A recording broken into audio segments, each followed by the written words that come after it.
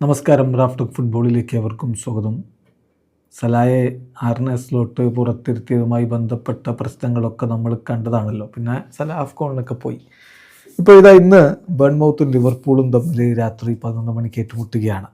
അതിന് മുന്നോടിയായിട്ട് pre match press കോൺഫറൻസിൽ വീണ്ടും സ്ലോട്ടിനോട് സലായെക്കുറിച്ചുള്ള ചോദ്യം വരികയാണ്. ചോദ്യം ഇതാണ്: വീണ്ടും നിങ്ങൾ സലായെ പുറത്തിരുത്തുമോ?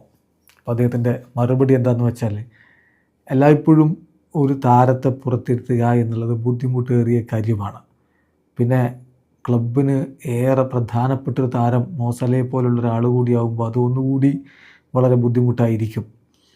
ഇപ്പോൾ ഒരു പ്ലെയർ തീർച്ചയായിട്ടും അയാൾ ടീമിന് വേണ്ടി വളരെ വലിയ രൂപത്തിൽ സക്സസ്ഫുള്ളായിട്ട് കളിച്ചിട്ടുള്ളൊരു കളിക്കാരൻ, അങ്ങനെയുള്ളൊരു കളിക്കാരനൊക്കെ പുറത്തിരുത്തുക എന്നുള്ളത് എളുപ്പമുള്ള കാര്യമല്ല. പക്ഷേ മാനേജറുടെ ജോബിൻ്റെ ഭാഗമാണ് ടീമിന് ഏറ്റവും ബെസ്റ്റ് എന്താണോ ആ തീരുമാനമെടുക്കുക എന്നുള്ളത്.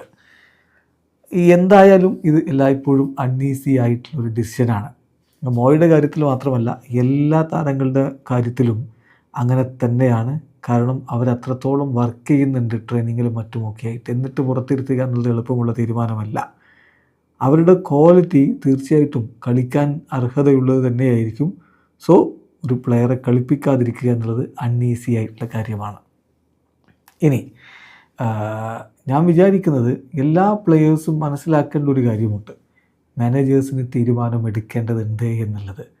എന്നാൽ ഒരു മാനേജർ തീരുമാനമെടുക്കുമ്പോൾ 100-ൽ 99 തവണയും കളിപ്പിക്കാത്ത അല്ലെങ്കിൽ പുറത്തിരുത്തേണ്ടി വരുന്ന താരത്തിന് ആ തീരുമാനത്തോട് ഡിസഗ്രിമെൻ്റ് ആയിരിക്കും. അത് സ്വാഭാവികമാണ്. സോ അതങ്ങനെ തന്നെയായിരിക്കും. കാരണം എന്താണെന്നറിയോ? 60,000-ത്തിലധികം ആളുകളുടെ മുന്നിൽ കളിക്കണമെങ്കിൽ നിങ്ങൾക്ക് നല്ല കോൺഫിഡൻസ് വേണം. അപ്പോൾ ഈ പ്ലെയേഴ്സിനൊക്കെ ആ കോൺഫിഡൻസ് ഉണ്ട്. I am good enough to play and I should play എന്ന് വിശ്വസിക്കുന്നവരാണവർ. അപ്പോൾ അവരെ പുറത്തിരുത്തുമ്പോൾ സ്വാഭാവികമായിട്ടും അവർക്കതിനോട് ഡിസഗ്രിമെൻ്റ് ഉണ്ടായിരിക്കും. ഞാൻ മോയുടെ കാര്യം മാത്രമല്ല ഈ പറയുന്നത്, പക്ഷേ എല്ലാവർക്കും ഇങ്ങനെയൊക്കെ തന്നെയാണ്. എല്ലായ്പ്പോഴും ഒരു പ്ലെയറെ നമ്മൾ പുറത്തിരുത്തുക എന്നൊക്കെ പറയുമ്പോൾ ബുദ്ധിമുട്ടേറിയ കാര്യം തന്നെയാണ്. അവർക്ക് ടീമിനെ ഹെൽപ്പ് ചെയ്യാൻ കഴിയും എന്നവർക്ക് കാണിക്കേണ്ടതുണ്ടാവും. മോ ഡെഫിനറ്റ്ലി അക്കൂട്ടത്തിലുള്ള ഒരാളാണ്. അദ്ദേഹം എന്നെ പുറത്തിരുത്തിക്കോളൂ, ഒരു 5 കളിയിൽ തുടർച്ചയായി പുറത്തിരുത്തിക്കോളൂ എന്ന് പറയുന്ന ആളൊന്നുമല്ല. അദ്ദേഹവും ഇങ്ങനെ തന്നെയാണ്. എല്ലാവർക്കും അതറിയാം. പക്ഷേ ഈ കാര്യത്തിൽ എല്ലാവരും ഒരുപോലെ തന്നെയാണ് എന്നുകൂടി ആർനെ സ്ലോട്ട് പറയുന്നു. അതായത് കാര്യം വളരെ വ്യക്തമാണ്: വേണ്ടി വന്നാൽ റൊട്ടേറ്റ് ചെയ്യും, വേണ്ടി വന്നാൽ പുറത്തിരുത്തും. അത് മാനേജറുടെ തീരുമാനമാണ്. അല്ലാതെ അത് മോസലയാണെന്നോ മറ്റു താരമാണെന്നൊന്നുമില്ല.